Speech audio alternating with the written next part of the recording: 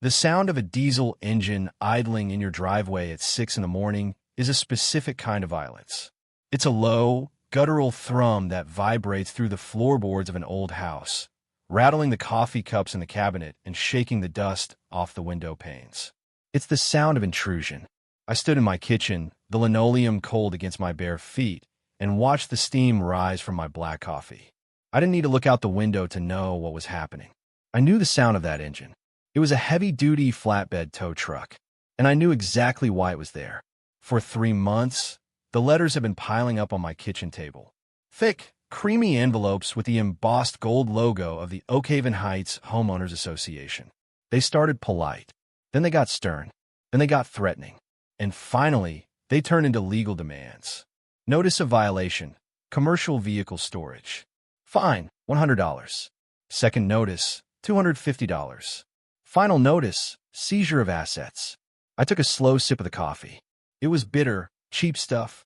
The kind my grandfather used to drink before he went out to clear the cedar brakes off this very hill in 1955. I wasn't going to rush. I wasn't going to run out there in my underwear and beg. That's what they wanted. They wanted the show. They wanted the hillbilly in the headlights moment. I walked to the front door, pulled my boots on, heavy, steel-toed Red Wings scarred from years of excavation work, and grabbed my canvas jacket. I opened the door and stepped out onto the porch. The morning air was thick with humidity, smelling of wet asphalt and fresh-cut St. Augustine grass, the smell of the suburbs. But underneath that, if you knew how to sniff for it, was the smell of hydraulic fluid and exhaust. The truck was massive, a Ford F-550 flatbed, backing slowly toward my pride and joy, my 2011 Ford F-350 dually. My truck wasn't pretty. The white paint was peeling on the hood, revealing the gray primer underneath, like a sunburn. The bed was battered, dented from tossing in chains, buckets, and scrap metal. It had a welding rig bolted to the back and a heavy steel bumper that could push a house off its foundation. To me, that truck was a tool. It was how I put food on the table. It was how I paid the property taxes on the 10 acres of land my family had held for 3 generations. To Richard Sterling, it was a tumor. Richard was standing next to the tow truck driver, directing him with sharp, jerky hand motions. Richard was the president of the Oakhaven Heights HOA. He was a man who looked like he was manufactured in a factory that made mid-level bureaucrats. He wore a pastel yellow polo shirt tucked so tight into his khaki shorts that I worried for his circulation. His loafers were polished. His hair was a helmet of silver gel. He saw me step off the porch. He didn't look guilty. He looked triumphant. He checked his watch, then looked at me, then checked his watch again. "Right on time, Tom," Richard called out.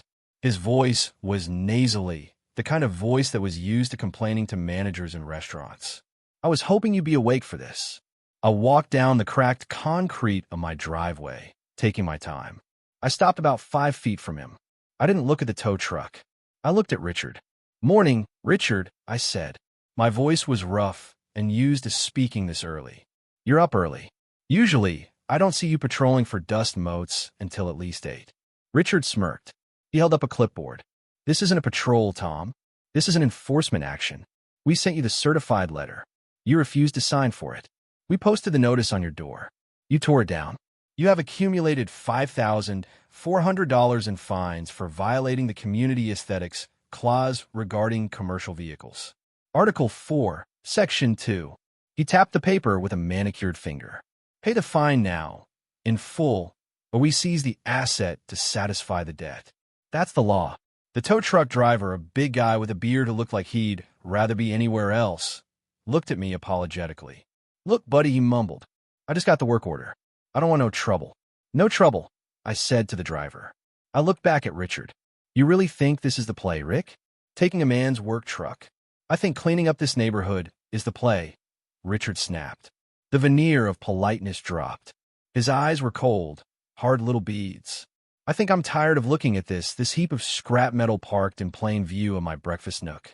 I think I'm tired of my property value taking a hit because you refuse to join the 21st century. You're an eyesore, Tom. You and this house." He swept his hand toward my farmhouse. It was a modest place, siding that needed paint, a tin roof that pinged in the rain. a porch that sagged slightly on the left, but it was built with solid oak beams my grandfather cut himself. It had survived tornadoes, ice storms, and droughts. "It's not an Oak Haven home," Richard sneered. "It's a shack. And if taking this truck is what it takes to bankrupt you, so you finally sell the land to someone who will bulldoze it, then yes, this is the play." He waited. He was practically vibrating with adrenaline. He wanted me to swing at him. He wanted me to scream, to threaten him, to give him a reason to call the sheriff and have me hauled off for assault. That would be the cherry on top of his victory Sunday. I looked at my truck. I thought about the transmission that had been slipping in third gear. I thought about the rear differential that was starting to whine. I thought about the blue book value, which was maybe, if I was lucky, $6,000. But mostly, I thought about the red folder sitting in the bottom drawer of my desk inside the house. The folder I had retrieved from the county clerk's office 3 days ago. I felt a calmness settle over me. It was a cold, heavy feeling.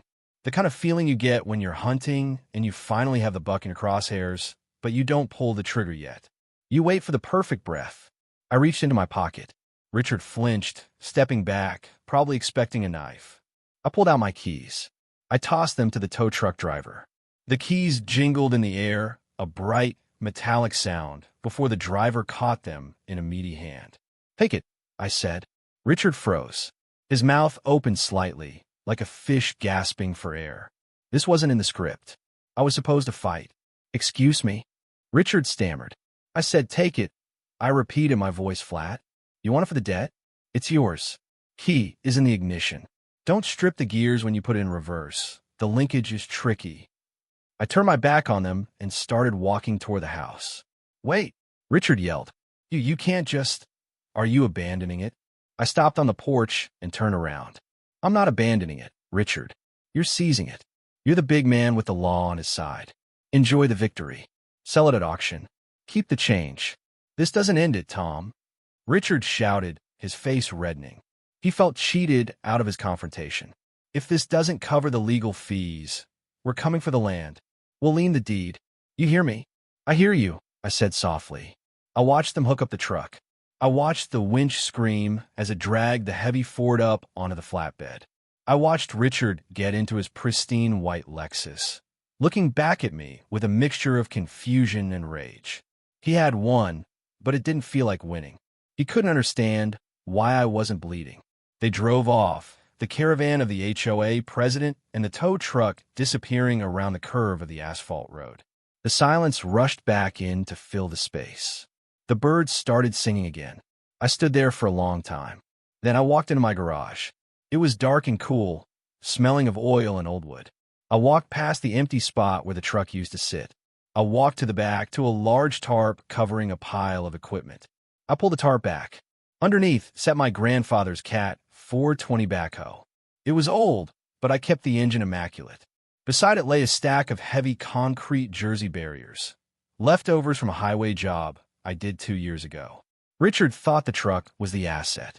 He thought the truck was my power. He didn't understand that the truck was just a vessel. The real power wasn't in the machine. It was in the ground. I went back inside and poured another cup of coffee. I sat down at my desk and opened the red folder. Inside was a map. A survey map from 1955, overlaid with the subdivision plat from 2010. I traced the line with my finger. The line that Richard crossed every single day. He wanted to talk about property values. He wanted to talk about rules. Fine, we would talk about rules. But we weren't going to use the HOA rulebook. We were going to use the laws of real property. I wasn't just an insurance policy for the neighborhood. I wasn't just the ugly neighbor. I was the landlord, and the rent was due. To understand how a man like Richard Sterling makes a mistake that costs him his entire life, you have to understand the history of the dirt. You have to understand the split. It goes back to my grandfather, Silas Walker. Silas was a hard man. He didn't believe in banks. He didn't believe in debt. And he sure as hell didn't believe in homeowners associations. When he came back from Korea, he bought this hill for pennies on the dollar because nobody else wanted it. It was too rocky to farm and too steep to build on easily. But Silas had a bulldozer. He spent 10 years carving this place out of the limestone. He built the road that winds up from the county highway a mile of asphalt that he laid himself, shovel by shovel. He built the drainage ditches. He ran the water lines from the city main, paying for the pipe out of his own pocket. For 40 years, the Walker place was the only thing here. Just us and the coyotes. Then my dad took over. My dad was a softer man than Silas. He liked people. He liked the idea of community. When the developers came knocking in the late 90s, offering millions for the lower 40 acres of pasture, Dad listened. I remember the night he signed the papers. I was 20 years old, sitting at the kitchen table, watching him hold the pen. "It's too much land, Tom," he told me, his voice tired. "We can't maintain 50 acres anymore. The taxes are killing us. If we sell the bottom 40, we can keep the house. We can keep the shop. We can live debt-free for the rest of our lives." "They're going to ruin it, Dad," I said. "They're going to pave over the creek. They're going to put up cardboard houses." "Let them," he said. "We're keeping the top of the hill. We're keeping the view. And look at this clause right here." He pointed to a paragraph in the sales contract. "Seller retains ownership of the primary access road, parcel A, granting a perpetual, non-exclusive easement to the buyer and future residents for ingress and egress." "We keep the road," Dad said. "It's our road. We're just letting them use it. As long as we hold the road, we hold the keys." I didn't understand the significance of that clause then. I thought it was just legal mumbo-jumbo. I thought it just meant we had to plow the snow in the winter. Dad died 5 years ago. The development, Oak Haven Heights, went up fast. 50 luxury homes. A planned community. They built a wall around it. They put in a security gate, or what they thought was a security gate. And then came the people. At first, it was fine. The early residents were busy raising kids. They waved. They stayed in their lane. But then the demographics shifted. The prices went up. The old money moved out, and the new money moved in. People who bought the lifestyle, not the house. People who needed everything to be perfect because their lives were so leveraged and chaotic. People like Richard. Richard moved in 3 years ago. He bought the biggest house on the corner lot, right where my road meets their internal streets. He immediately started complaining. The road surface is uneven. The drainage ditch is overgrown. The lighting is insufficient. He sent letters to the county. The county told him it was a private road. He sent letters to me. "Mr. Walker," he wrote, in the first of many emails, "as the owner of the access road, you have a fiduciary duty to maintain it to the standards of the community it serves. We demand you repave the entrance." I wrote back, "The road is structural sound. I patched the potholes. If you want it paved with gold, you can pay for it." That was the first spark. That was the moment Richard decided I was the enemy. He ran for HOA president on a single platform, beautification and standards, which was code for get rid of the redneck on the hill. He won in a landslide, and the war began. Richard's war wasn't loud. It was a war of paper cuts. It was a war of attrition designed to bleed me out, one certified letter at a time. After the election, the atmosphere in the neighborhood changed. It was subtle at first. People I had known for years, people whose driveways I had scraped clear of ice for free every winter, stopped making eye contact. When I drove my truck down the hill, mothers would pull their children back from the curb, as if I were driving a tank through a playground. Richard had poisoned the well. He told them I was dangerous. He told them I was unstable. He told them that the reason their property values weren't rising as fast as the subdivision across town was because of the industrial blight at the top of the hill. I tried to ignore it. I focused on my work. I focused on the land. But Richard was relentless. He started sending drones up. I'd be working in the back pasture, clearing brush or fixing a fence, and I'd hear that high-pitched electronic whine. I'd look up and see a white quadcopter hovering 50 feet above my head, its camera lens pointed right at me. He was looking for violations. He was looking for oil spills, unpermitted burn piles, anything he could report to the county or the EPA. One afternoon, I found a guy in a reflective vest wandering around my barn. "Can I help you?" I asked, stepping out from the shadows of the workshop, a wrench in my hand. The guy jumped. "Whoa, easy. Just doing an inspection. Anonymous tip about illegal chemical storage." "Get off my land," I said. He left. But the message was clear. I am watching you. Then came the Oak Haven Renaissance project. This was Richard's masterpiece. It was the weapon he built to finally crush me, though he didn't know it at the time. I received the brochure in the mail on a Tuesday. It was printed on heavy, glossy cardstock. The cover featured a digital rendering of a massive, opulent entrance gate. We're talking 12-foot limestone columns, wrought iron electric gates with gold leaf finials, gas lanterns, and a guard shack. It looked like the entrance to a feudal lord's castle. The text inside was pure Richard. It is time for Oak Haven Heights to claim its rightful status as the premier luxury community in the county. To achieve this, we must replace the dilapidated, rural entrance with a grand gateway that reflects our standards. The dilapidated, rural entrance he was talking about consisted of 2 sturdy brick pillars my grandfather had built in 1960. They were simple. They were strong. They had weathered 50 years of storms without a crack. To me, they were history. To Richard, they were garbage. The price tag for this renaissance was staggering, $85,000. To pay for it, the HOA was draining its entire reserve fund, money meant for storm drain repairs and emergency road work, and issuing a special assessment of $2,000 per household. And, of course, Richard sent me a bill. I walked down the hill to the construction meeting.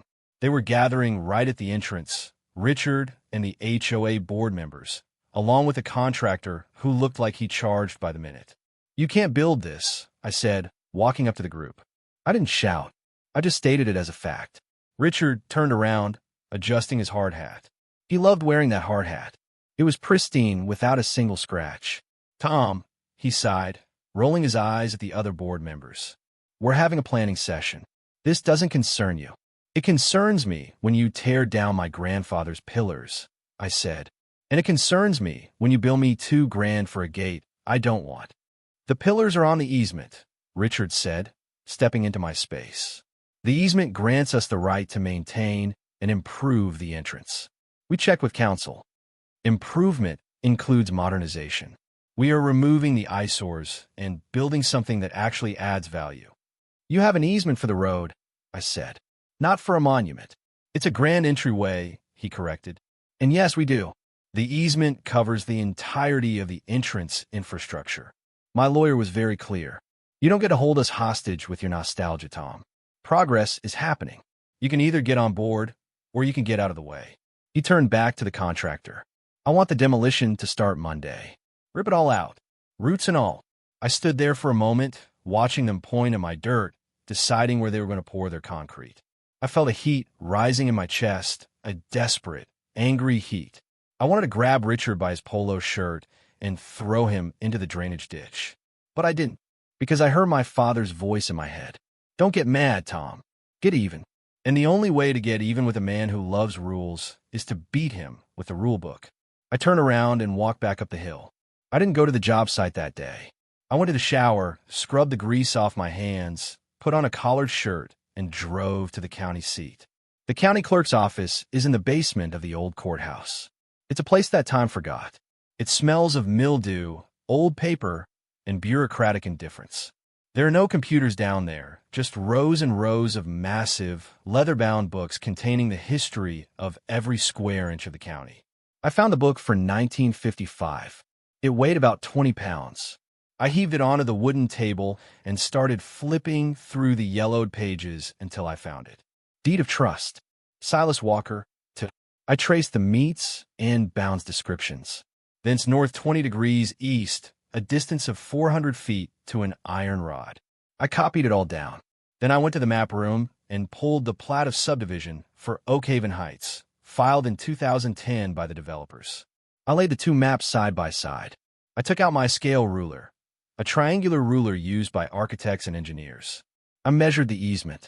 The legal language was precise, a non-exclusive easement for ingress and egress, measuring 20 feet in width, centering on the existing asphalt roadway. 20 feet. That was it. 10 feet from the center line to the left, 10 feet from the center line to the right. Then I pulled up the permit application Richard had filed for the Grand Gateway. I looked at the blueprints. My heart skipped a beat. Richard wanted a grand entrance. He wanted it to feel spacious. He wanted a sense of arrival. So, the architect had designed the columns to sit outside the road shoulder, to frame the view. I measured the distance on the blueprint. The columns were set 15 feet from the edge of the asphalt. The landscaping walls extended another 10 feet beyond that. The electrical junction boxes for the lights were set 30 feet back. I did the math. The easement was 20 feet wide. The construction footprint was 60 feet wide. Richard wasn't just improving the easement. He was building 40 feet onto my fee-simple private property. He was planning to pour $85,000 of concrete and limestone on a land that belonged to Tom Walker. He hadn't surveyed it. He had assumed. He assumed that because the grass was mowed by the HOA landscaping crew, the HOA owned the grass. He assumed that entrance meant everything he could see. I sat there in the quiet basement, staring at the lines. A slow smile spread across my face. It wasn't a happy smile. It was the smile of a wolf watching a deer limp into a box canyon. I paid the clerk $40 for certified copies of everything. I got them stamped with the official county seal. I walked out of the courthouse into the bright sunlight. I had the kill switch in my hand. Now, a normal person, a good neighbor, would have driven straight to Richard's house. I would have showed him the map. I would have said, "Hey, you can't build there. You're on my land. Move the design in 10 feet." I would have saved the HOA $85,000. I would have saved Richard his reputation. But Richard had towed my truck. Richard had flown drones over my house. Richard had called my home a shack. So I decided to say nothing. This is the part of the story called the strategic pivot. It's the hardest part because you have to wait. You have to let the enemy dig the hole. You have to hand him the shovel, bring him a glass of lemonade, and watch him dig until he's so deep he can't see the sky. I went home and put the certified documents in the red folder. I put the folder in my desk drawer. The next Monday, the demolition crew arrived. I stood on my porch with a pair of binoculars and watched.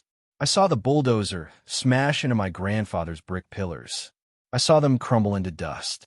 It hurt to watch. Those pillars were 50 years old, but I let them do it. I watched them dig the trenches for the new foundations. They dug deep, 4 feet down into my soil. I watched the concrete trucks arrive. I counted them. 1, 2, 3, 4. That was 20 yards of concrete. That was about $4,000 of material hardening forever on my land. I drove by the site every day. I'd roll down my window and wave at Richard, who was always there, supervising, looking self-important in his clean hard hat. "Looking good, Rick." I'd call out, "Big project. It's going to be magnificent, Tom." He'd yell back, smugness radiating off him like heat waves. "You should be thanking us. We're increasing your net worth. I appreciate the investment." I said, and I meant it. I watched them frame the columns. Steel rebar, cinder blocks. I watched the masons arrive to lay the limestone. I watched the electricians trench the conduit for the lights. Weeks turned into months. The grand gateway took shape. It was massive. It was imposing. It was undeniably expensive. And the whole time, Richard kept turning the screws on me. Since I hadn't paid the fines for the truck, which was still sitting in the impound lot, or the special assessment for the gate, he accelerated the legal process. I got a notice of intent to foreclose. He was going to take my house. He was going to take the 10 acres. He thought he had me cornered. He didn't know I was just waiting for the concrete to dry. Finally, the project was finished. It was a monstrosity of beige stone and black iron. Oakhaven Heights was spelled out in brass letters on the curved walls. The gas lanterns flickered elegantly. The landscaping was perfect, rows of expensive boxwoods and impatiens. Richard scheduled the grand reveal for Saturday. He hired a caterer. He invited the mayor, who didn't come, and the local paper, who did. I watched the ceremony from my porch. I saw the ribbon cutting. I saw the neighbors clapping, drinking sparkling cider in plastic flutes. I saw Richard giving a speech, gesturing grandly to the gate as if he had built it with his own hands. "This is a symbol," I heard him say through the PA system, "a symbol of who we are, a symbol of our boundaries." He was right. It was a symbol of boundaries. Specifically, the ones he had just violated. The party ended at dusk. The neighbors went home. The caterers packed up. The new gas lanterns clicked on, casting a warm, expensive glow over the entrance. I waited until midnight. I went out to the barn and started the Cat 420. The diesel engine rumbled to life. I checked the hydraulic pressure. Good. I had 2 Jersey barriers sitting in the weeds behind the shed. They're solid concrete, 8 feet long, weighing about 4,000 pounds each. You can't move them with a car. You can't move them with a pickup truck. You need heavy machinery. I lifted the first barrier with the front loader bucket. I reversed out of the barn. I drove down the long, winding dark road. The vibration of the machine felt good. It felt like justice. I reached the bottom of the hill. The grand gateway was silent and empty, glowing in the night. I drove the loader right up to the new marble columns. I lowered the boom. Thud! I placed the first barrier directly across the inbound lane, perpendicular to the road, blocking the space between the columns perfectly. I went back and got the second barrier. Thud! I blocked the outbound lane. I shut off the engine. The silence returned. The entrance to Oakhaven Heights was now sealed. A wall of ugly, scarred, industrial concrete sat right in the middle of Richard's $85,000 architectural masterpiece. I climbed down from the cab. I took a folding table and a lawn chair out of the bucket. I set them up on the grass, my grass, right in front of the barriers. I taped a sign to the concrete. Private toll, road owner, Tom Walker fee, $100. HOA board members, $1,000. I sat down in the chair. I poured a cup of coffee from my thermos. I checked my watch. It was 4:30 a.m. The sun would be up in 2 hours. And Richard Sterling was going to wake up to a brand new world. There's a specific kind of peace that comes with sitting in a lawn chair in the middle of a paved road at 4:30 in the morning. It's a forbidden quiet. Roads are meant for motion, for tires humming on asphalt, for people rushing to jobs they hate to pay for cars they can't afford. When you put a stop to that motion, when you place 4 tons of cured concrete in the way, you change the physics of the world. You turn a thoroughfare into a living room. I sat there, sipping my coffee, watching the steam curl up into the fading starlight. To my left and right, the Jersey barriers looked like sleeping giants. They were ugly, scarred from their previous life on the interstate. They had streaks of yellow paint and gouges from where reckless drivers had sideswiped them. They were the perfect antithesis to Richard's grand gateway. Richard had built a monument to vanity. I had built a monument to reality. The first hour was uneventful. A coyote trotted across the road, paused to sniff the barrier, looked at me with yellow eyes, and vanished into the brush. He didn't care about property lines. He knew the only law that mattered was who had the sharper teeth. At 5:45 a.m., the sky began to turn that bruised purple color that signals dawn. The streetlights in the subdivision flickered off. The sprinkler systems hissed to life. And then, the first car came. It was a silver Toyota Camry. I knew the car.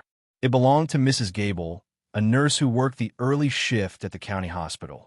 She was a good woman. She brought me a casserole when my dad died. She wasn't my enemy, but she was collateral damage. She came down the hill carrying a little too much speed, her headlights sweeping over the wet pavement. She saw the barrier at the last second. Her brake lights flared red. The Toyota skidded slightly, tires chirping, before coming to a halt 5 feet for the concrete wall. She sat there for a moment, stunned. I could see her silhouette through the windshield, head tilting, trying to process why a highway construction zone had materialized in her driveway overnight. She rolled down her window as I stood up and walked over.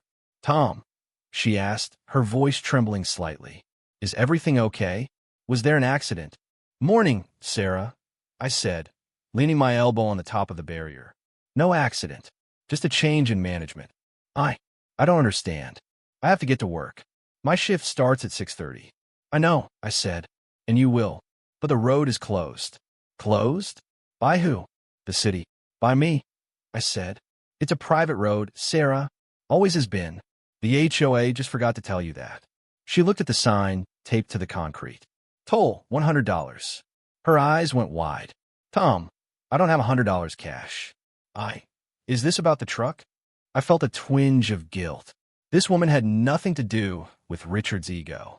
But war is war, and you can't have a siege without inconveniencing the villagers. "Keep your money, Sarah," I said softly. "The toll is waived for you." "But how do I get out?" I pointed to the pristine, manicured lawn to the right of the gate, the grand entrance landscaping that Richard had spent $15,000 on just last week. It was sodded with zoysia grass, soft as a carpet, and lined with delicate impatiens flowers. Go around, I said. Drive on the grass. On the lawn? Richard will have a heart attack. That, I smiled, is the point. Go on. It's soft, so keep your momentum up or you'll get stuck. She hesitated, then put the Camry in gear. She hopped the curb. I watched with immense satisfaction as her tires tore into the wet sod. Mud flew. Flowers were crushed under the rubber. She carved two deep, muddy ruts right through the center of Richard's landscaping masterpiece before bouncing back onto the main road on the other side of the barrier. Thanks, Tom, she waved, speeding off. Drive safe. I called back. I looked at the ruts. They were ugly. They were jagged scars in the perfection. They were beautiful. The next car was a landscaping truck, then a delivery van, then a dad taking his kid to early hockey practice. I developed a system. I'd stop them. I'd explain the road was private. I'd point to the sign. They'd panic. Then I'd wave them through the grass. By 6:45 a.m., Richard's prize-winning lawn looked like a mud wrestling pit. There were tire tracks everywhere. The irrigation heads had been crushed. The Oak Haven sign was splattered with mud, and the line was growing. Rush hour had arrived.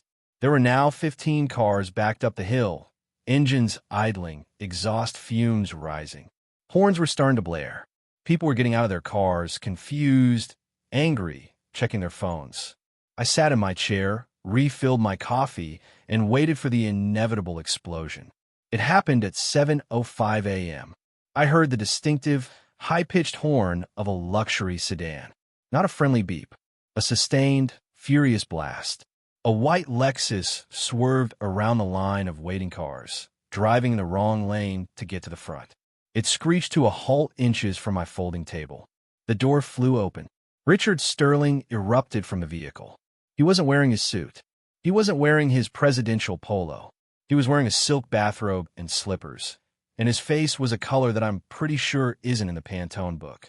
It was a deep, vascular purple. Walker, he screamed. It wasn't a word. It was a noise of pure, primal rage. What the hell is this? I didn't stand up. I crossed my legs and took a sip of coffee. Morning, Rick. You're blocking the flow of traffic.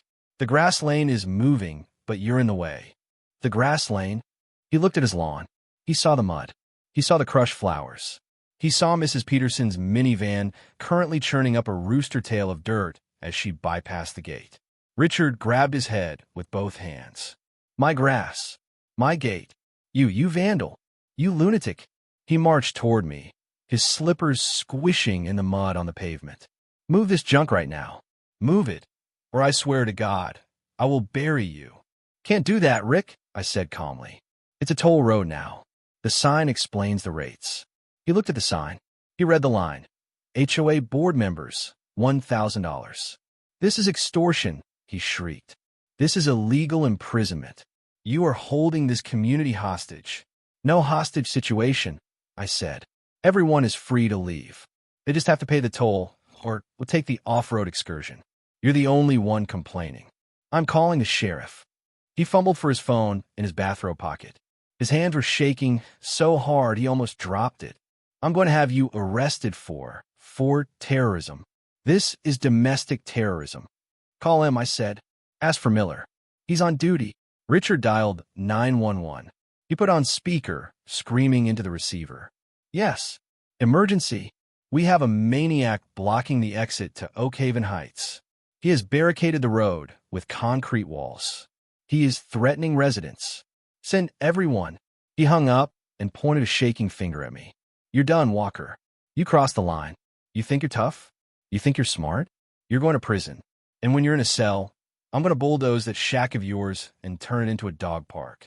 The neighbors were gathering now. A crowd of about 20 people had formed a semicircle behind Richard.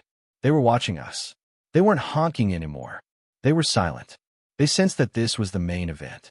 I saw the fear in their eyes, but I also saw curiosity. They had never seen Richard lose control.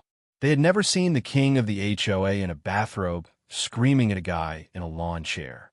10 minutes later, the lights appeared. blue and red, flashing against the morning trees. Two sheriff's cruisers pulled up. Sergeant Miller stepped out of the lead car. He was a big man, slow-moving but sharp. We had played football together in high school. He knew me. He knew I wasn't crazy. He adjusted his belt and walked toward the blockade. He looked at the Jersey barriers. He looked at the mud pit that used to be a lawn. He looked at Richard, shivering in his robe. "Tom," Miller said, nodding to me. "Richard, arrest him," Richard yelled, lunging toward the cop. "Cuff him. Look at this. He's blocked a public roadway. He's destroying property. He's demanding cash." Miller held up a hand. "Calm down, Mr. Sterling. Let me assess the situation." He walked up to the barrier. He pushed on it. It didn't move. "Tom," Miller said, turning to me, "you can't block a road. You know that. This is a fire hazard. It's a public safety issue. You need to move these barriers." "I can't do that, Sergeant," I said.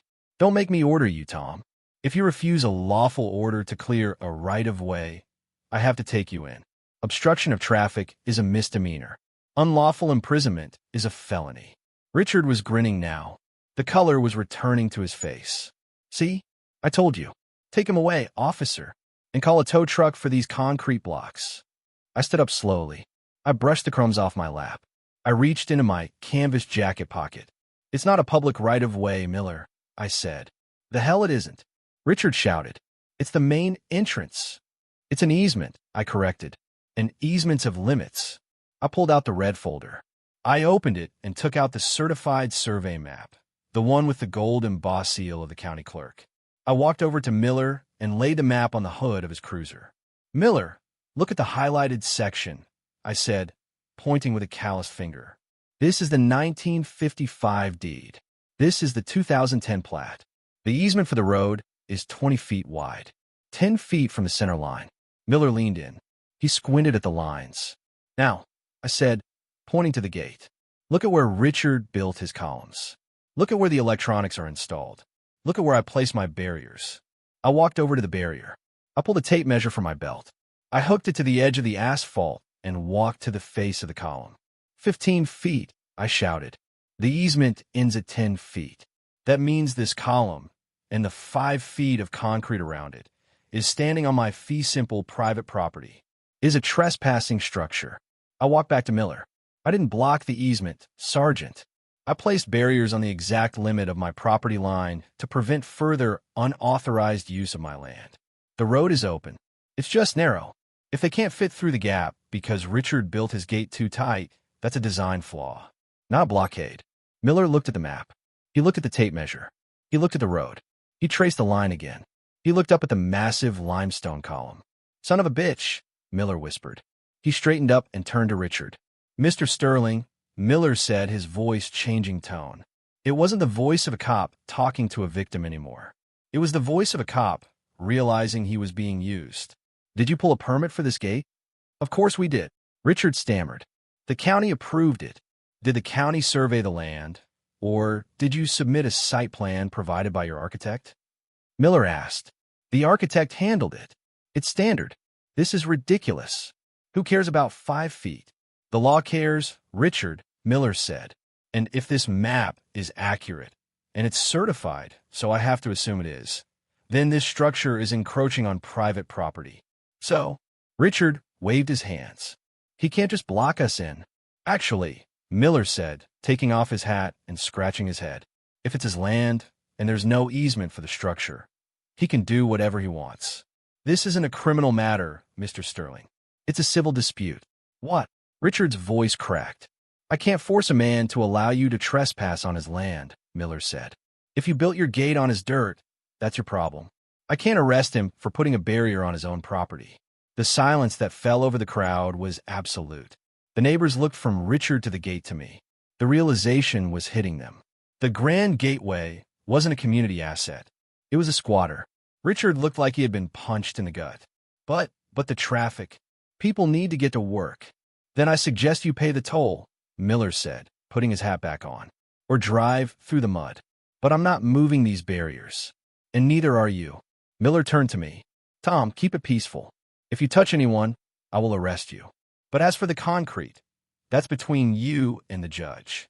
Understood, Sergeant, I said. Miller got back in his car. He drove away. I sat back down in my chair. I looked at Richard. He was standing alone in the middle of the road, his bathrobe flapping in the breeze, 50 angry neighbors staring at his back. The price is on the sign, Rick, I said, pouring a fresh cup of coffee. $1,000. Cash. Or you can start walking. The sound of Richard's slippers shuffling back up the hill was the saddest thing I had ever heard. It was the sound of a man who had lost his kingdom in the span of 30 minutes. He didn't look at the neighbors. He didn't look at me.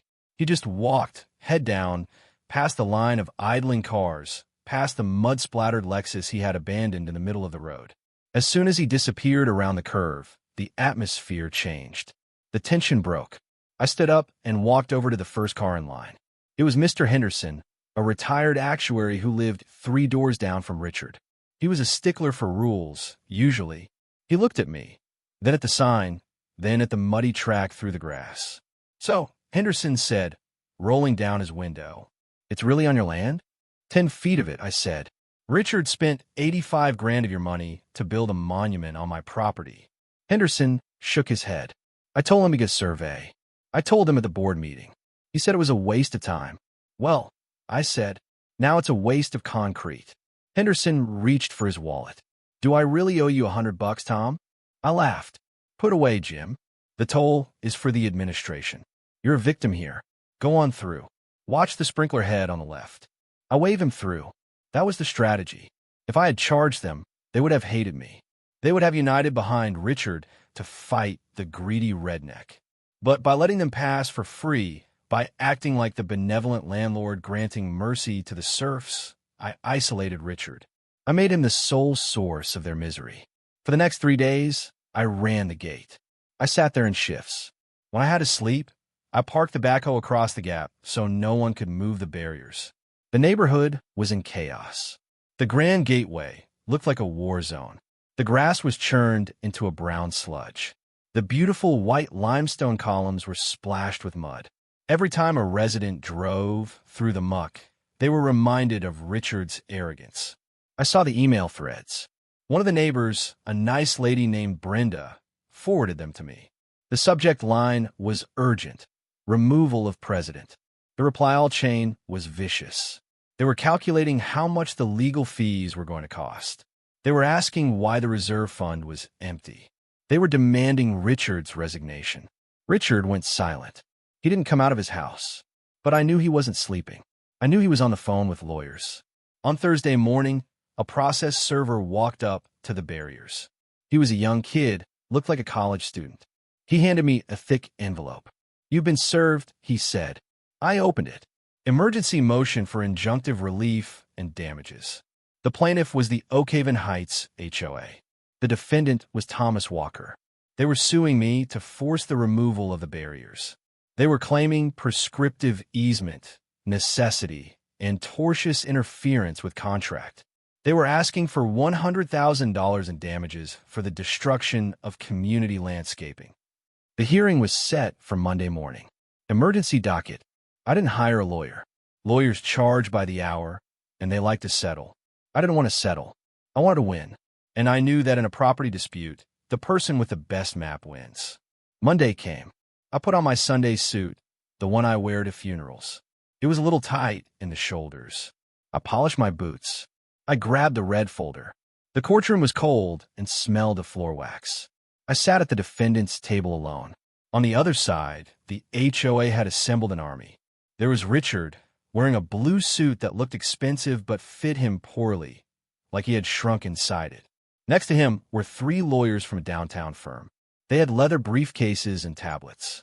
They were whispering and looking at me, smirking. They saw a guy in work boots and a cheap suit. They thought they were going to eat me alive. Judge Harrison entered. He was an old man with wire-rimmed glasses and a face that looked like it was carved out of granite. He had been hearing land disputes in this county for 30 years. He had no patience for theatrics. Docket number 44 to 202, the bailiff announced. Oak Haven Heights, HOA versus Walker. Counsel. Judge Harrison nodded to the HOA table. State your case. Briefly, the lead lawyer, A guy with slick back hair named Mr. Sterling, no relation to Richard, ironically, stood up. He buttoned his jacket. He used his courtroom voice, smooth, projecting, full of confidence. "Your Honor," he began, "this is a case of malicious harassment. The defendant, Mr. Walker, has physically barricaded the primary entrance to a community of 50 families. He has used heavy machinery to block a road that has been in continuous use for over a decade. He is holding these residents hostage, demanding exorbitant tolls, and has caused significant damage to the landscaping improvements my client recently installed. We are asking for an immediate injunction to remove the barriers and a restraining order preventing Mr. Walker from interfering with the HOA's infrastructure." It was a good speech. If you didn't know the facts, I sounded like a monster. The judge looked at me. "Mr. Walker, you are representing yourself." "Yes, Your Honor." "Do you have a response?" I stood up. I didn't use a courtroom voice. I used my normal voice. "Your Honor, I didn't block their road. I blocked my driveway." I walked up to the bench. "May I approach?" The judge nodded. I laid the certified survey map on the judge's desk. I laid the construction blueprints on top of it. "The plaintiff claims I blocked an easement," I said. "But as you can see from this survey, dated 1955 and reaffirmed in 2010, the easement is 20 feet wide. The structure the plaintiff built, the so-called Grand Gateway, is 60 feet wide." I pointed to the highlighted lines. "Every single piece of stone, concrete, and iron outside of that 20-foot strip is trespassing on my land. I placed the barriers exactly on my property line. The reason the road is blocked is not because of my barriers. It's because the plaintiff built a wall across the only legal access point." The judge put on his glasses. He leaned over the map. The room was silent. I could hear the clock ticking on the wall. The expensive lawyers on the other side were shifting in their seats. They hadn't looked at the survey. They had taken Richard's word for it. "Mr. Sterling," the judge said, looking up at the HOA lawyer, "did your client obtain a boundary survey before commencing construction?" The lawyer cleared his throat. "Your Honor, it was our understanding that the entrance area was common property by virtue of long-standing use. The doctrine of acquiescence." "Don't quote doctrine to me, Counselor," the judge snapped. "Did you measure the dirt?" "We relied on the developer's original intent," the lawyer stammered. "The developer's intent doesn't override a deed," the judge said. He looked at Richard. "Mr. Sterling, the plaintiff, stand up." Richard stood up. He was trembling. "Did you authorize this construction?" the judge asked. The board voted. Richard started. "Did you check the property line?" the judge asked, his voice louder. I thought it was ours," Richard whispered. "You thought?" the judge scoffed. "You spent $85,000 of your neighbor's money on a thought?" The judge turned back to me. "Mr. Walker, are you asking for damages?" "No, Your Honor," I said. "I don't want their money. I just want my land back. I want the encroaching structures removed. And I want my truck back, which they towed illegally to intimidate me." The judge nodded. He picked up his gavel. "The plaintiff's motion for injunction is denied," he ruled. "The defendant has every right to secure the boundaries of his private property. Furthermore, the court finds that the plaintiff has committed a willful and continuing trespass." He looked at the HOA table. "I'm issuing a counterorder. The Oak Haven Heights HOA has 30 days to remove all encroaching structures from Mr. Walker's land. This includes the columns, the walls, the lighting, and the irrigation. The land must be restored to its original grade and condition. If the work is not completed in 30 days, Mr. Walker is authorized to hire a demolition crew of his choosing, and the HOA will be liable for triple the cost." He wasn't done. "And regarding the vehicle," the judge added, "the HOA is ordered to release the lien and return the defendant's truck immediately, with all storage fees paid by the plaintiff." Bang! The gavel hit. The lawyers started packing up their bags frantically. They wanted to get out of there before their client exploded. But Richard didn't explode. He collapsed. He sat down in his chair and put his head in his hands. I walked over to the HOA table. I picked up the red folder. 30 days, Richard, I said. Tick-tock. I walked out of the courtroom. I didn't look back. The ride home was quiet. But when I got to the top of the hill, I saw something that made me smile. There was a tow truck in my driveway. It was the same one from before. But this time, it was unloading my Ford F-350. The driver saw me pull up. He waved. Judge called the dispatch. Said to bring it back ASAP, or he'd hold the owner in contempt. I walked up to my truck. It was dirty. It had a new scratch on the bumper. But it was mine. I climbed into the driver's seat. It smelled like stale coffee and diesel. I turned the key. The engine roared to life, that beautiful, rattling idle that Richard hated so much. I sat there for a minute, just listening to the engine. I had won, but the war wasn't over. The fallout was just beginning, because now the HOA had to find the money to tear down the gate they had just paid for. And they were broke, which meant they had to come back to the residence. I walked to the edge of my porch and looked down at the subdivision. It was 6 p.m. People were coming home from work. They were driving through the mud, navigating the obstacle course of my barriers. I saw a group of neighbors gathering on the sidewalk in front of Richard's house. They weren't holding casseroles. They were holding papers. They looked angry. The silent gathering phase was over. Now came the execution. The weeks following the court ruling were a slow-motion car crash for the Oak Haven Heights HOA. You would think that after a judge orders you to tear down an illegal structure, the drama would end.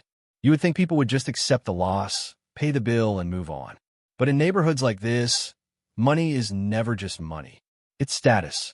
And losing money because of stupidity is the ultimate sin. The judgment required the HOA to remove the gate within 30 days. Richard went into hiding. His blinds were drawn tight. His Lexus didn't move from the driveway. But the silence from his house was matched by the noise from everyone else's. The email chain Brenda forwarded me had grown into a monster. It had 50 recipients now. The subject line had changed from urgent to class action lawsuit. They weren't just mad about the gate. They were mad about the deception. They realized they had been led off a cliff by a man in a pastel polo shirt. On the Wednesday after the trial, the HOA board called an emergency town hall. They held it in the community center basement. I decided to go. Technically, I wasn't a member. I didn't pay dues. I didn't have a vote. But I was the plaintiff. I was the reason they were all sitting in folding chairs under flickering fluorescent lights on a weeknight. And frankly, I wanted to see the show. I walked in at 7 p.m. The room was packed. Every chair was taken. People were standing along the back wall. The air was hot and smelled of stale coffee and nervous sweat. When I walked through the double doors, the room went quiet. Heads turned. Conversations died mid-sentence. I wasn't wearing my work boots this time. I was wearing clean jeans and a button-down shirt. I walked to the back of the room and leaned against the wall, crossing my arms. Richard wasn't there. Instead, the vice president, a terrified-looking woman named Karen who usually just handled the holiday decorations committee, was standing at the podium. She looked like she was facing a firing squad. "Everyone, please settle down," Karen stammered into the microphone. We have some difficult news to share regarding the litigation." "Where is Richard?" someone shouted from the front row. It was Mr. Henderson. "Richard has resigned," Karen said. "Effective immediately. He cited health reasons." "Health reasons?" Henderson yelled, standing up. "His health is fine. It's our bank account that's on life support." "How much is this going to cost us, Karen?" Karen shuffled some papers. Her hands were shaking. "Well, the judge ordered us to pay Mr. Walker's legal fees, which are nominal. However, the demolition of the gate." She swallowed hard. "We received 3 bids today. The lowest bid to remove the stone, the foundation, and restore the grade is $28,000. A collective gasp went through the room. "Plus," Karen continued, her voice barely a whisper, "we have to pay the contractor who built it. We still owe the final installment of $15,000. So we're out the $85,000 we already spent." A man in the back calculated loud enough for everyone to hear. "Plus another 30 to tear down? That's over $100,000. For a gate we kept for 3 weeks. We don't have the money," Karen admitted. "The reserve fund is empty. We drained it for the construction. So what are you saying?" Brenda asked, standing up. "We have to issue another special assessment," Karen said, closing her eyes as if expecting to be hit. $3,000 per household. Due in 30 days. The room exploded. It wasn't just shouting. It was a riot of suburban fury. People were throwing papers. One guy kicked a chair. These are people who lived on credit. They had big houses and nice cars, but a surprise $3,000 bill was a disaster for many of them. This is criminal. I'm not paying for Richard's mistake. Sue Richard, make him pay. I watched from the back, silent. I felt a strange mixture of satisfaction and pity. These people were victims of their own apathy.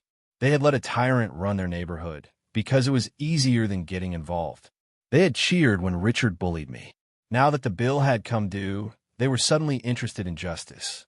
I pushed off the wall and walked toward the front. I didn't ask for permission. I didn't raise my hand. I just walked up the center aisle.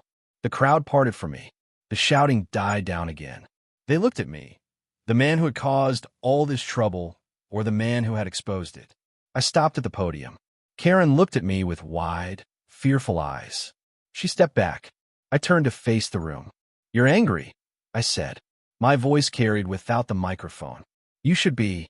This is your fault, Walker," a guy in a tracksuit yelled. "If you just let it go."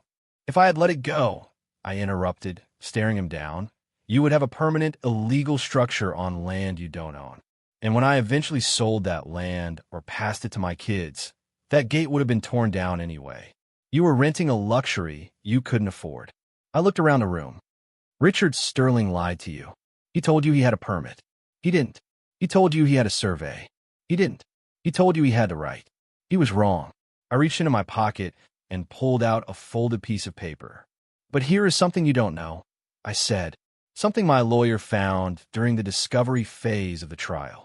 I held up the paper. "This is the contract for the gate construction. It's signed by Richard Sterling." I paused. "The HOA bylaws, Article 5, Section 3, state that any expenditure over $10,000 requires a majority vote of the entire board." I checked the minutes. There was no vote. Richard signed this contract unilaterally. He bypassed the board. The room went dead silent. "Do you know what that means?" I asked. "It means the HOA isn't liable for that contract. Richard Sterling is." The realization hit them like a wave. "It's called Ultra Vires Act," I explained, using the term the judge had thrown around. He acted outside his authority. "You don't have to assess yourselves to pay the contractor. You can pierce the corporate veil. You can go after Richard personally." I dropped the paper on the podium. "You still have to pay to tear it down," I said, "because it's on my land and I want it gone. But for the rest of it, don't look at your bank accounts. Look at his." I walked out of the room.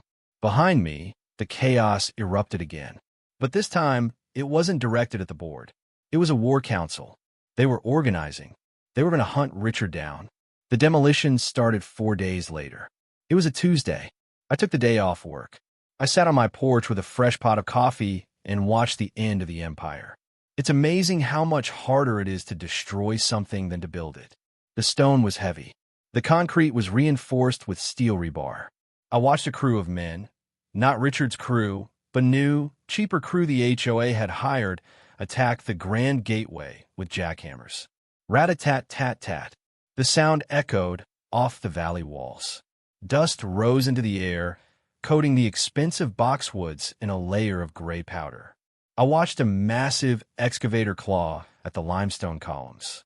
The operator hooked the bucket over the top of the left pillar and pulled. The engine groaned. The pillar resisted for a moment, then snapped at the base. It crashed to the ground with a thunderous thud that shook the coffee in my cup. It broke into 3 pieces. The beautiful, imported Italian marble shattered. The gold lettering, OAK, Haven, was twisted and crushed.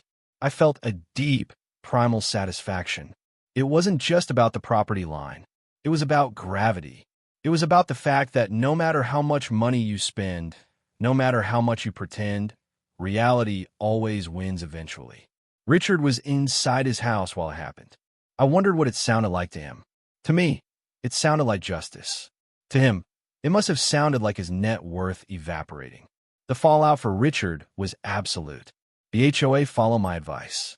They sued Richard personally for breach of fiduciary duty and negligence. They refused to indemnify him for the construction costs. The contractor who built the gate also sued him for the unpaid balance. Richard was retired.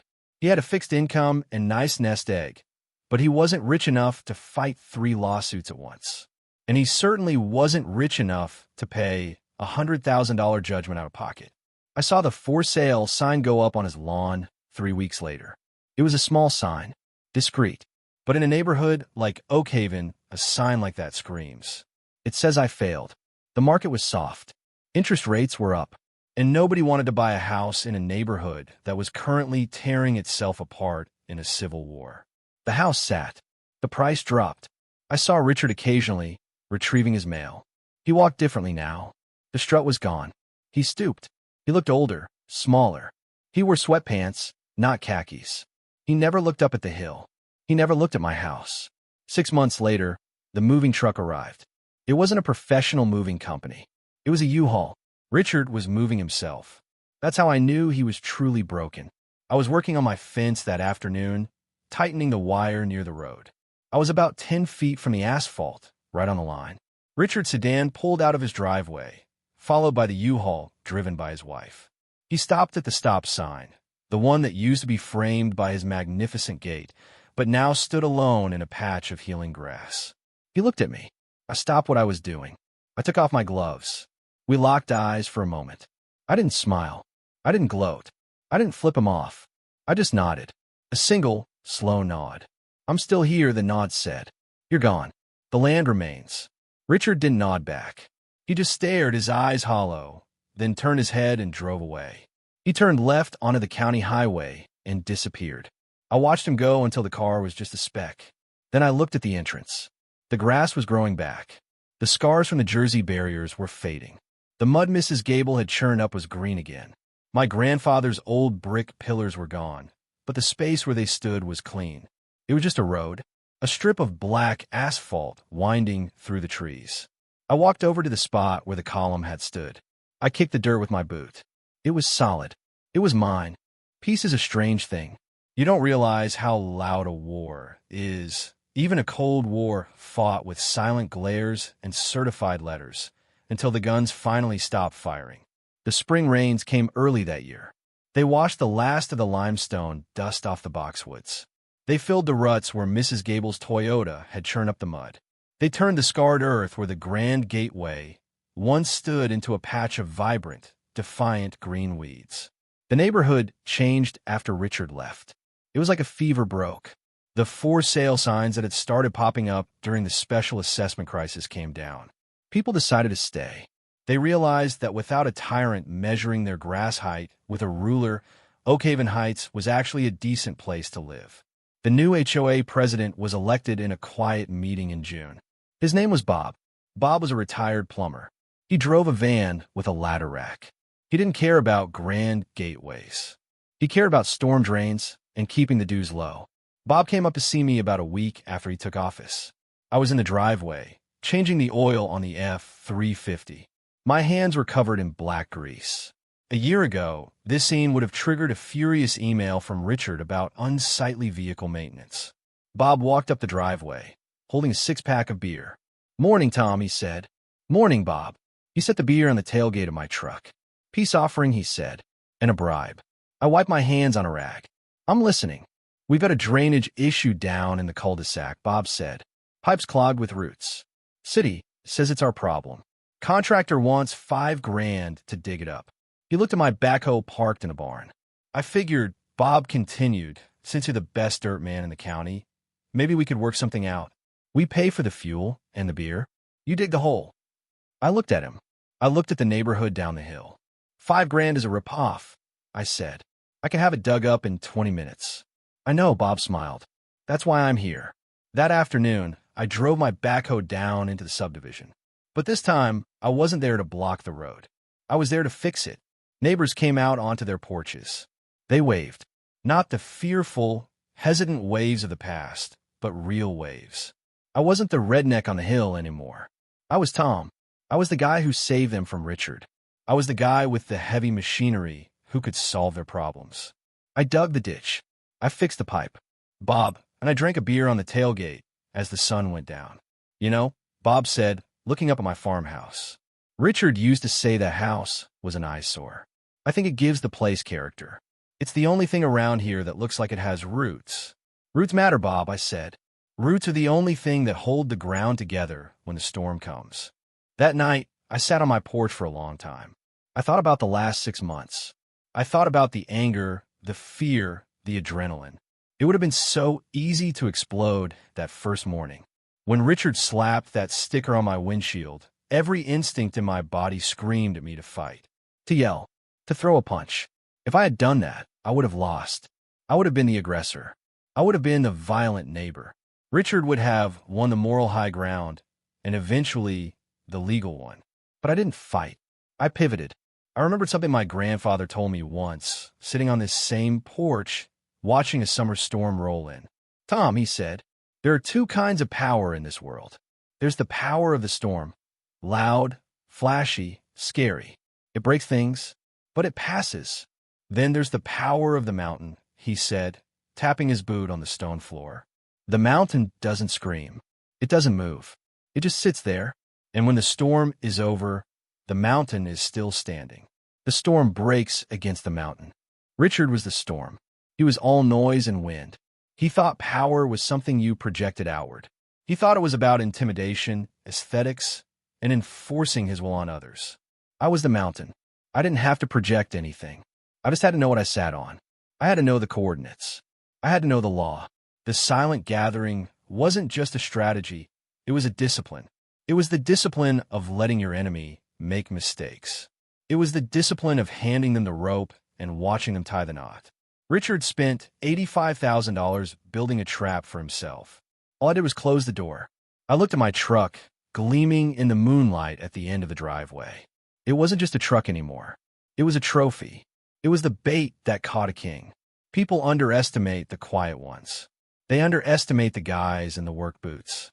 They think because we don't speak in corporate buzzwords, because we don't wear suits to the HOA meeting, that we don't understand the game. They forget that we built the board the game is played on.